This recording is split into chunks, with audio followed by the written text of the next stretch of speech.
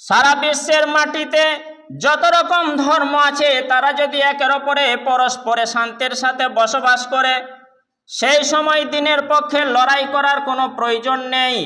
কিন্তু চারিদিক থেকে যদি ইসলাম ধর্মের ওপর আক্রমণ চালায়, মসজিদ, মাদ্রাসা, কোরআন, নবী, রসুল এবং গোরস্থান, ঈদগাহ ইত্যাদি জিনিসগুলিকে দুনিয়া থেকে মিটিয়ে দিতে চাইবে, সেই সময় আল্লাহ তাআলা এই নির্দেশ দিয়েছেন।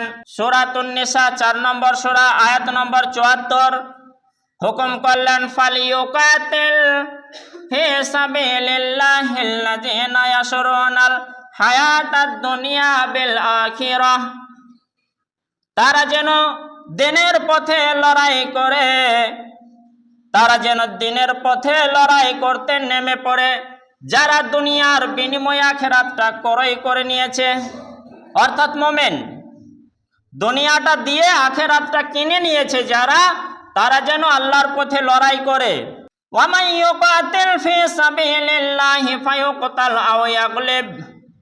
আল্লাহ তাআলা উৎসাহ দিলেন, আনন্দ দেওয়ার জন্য বলে দিলেন, যে ব্যক্তি দিনের পথে লড়াই করবে, সে যদি শহীদ হয়, মারা গেলে শহীদ হয়ে যায় কিংবা বিজয়ী হয়, তাহলে তাকে ফাসাউফা নুতিহি আজরান আযীমা, খুবই তাড়াতাড়ি আমি তাকে মহা একটা পুরস্কার প্রদান করব।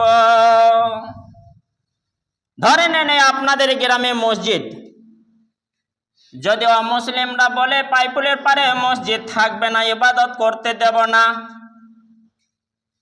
সরকারি প্রশাসনের লোক ফোর্স নিয়ে যদি চলে আসে, এই গ্রামের 150-200 শাহবালক মানুষ যদি নাকে তেল নিয়ে বগলে হাত ভরে বসে থাকে, নাকে তেল নিয়ে ঘুমিয়ে থাকে, আল্লাহ তাআলা তাদের মাফ করবেন না, ক্ষমা করবেন না।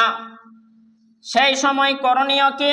যে সময় মসজিদ ভাঙতে আসবে, না মসজিদের একটা ইট ছাড়ানোর আগে আমার বুকে যদি গুলি মারে মারুক, আমার মাথায় যদি গুলি মারে মারুক, মসজিদের খাতিরে, দিনের খাতিরে, মান রক্ষার জন্য আমি আল্লাহর পথে জীবনটাও দিতে পারি, কিন্তু মসজিদ ভাঙতে দেব না।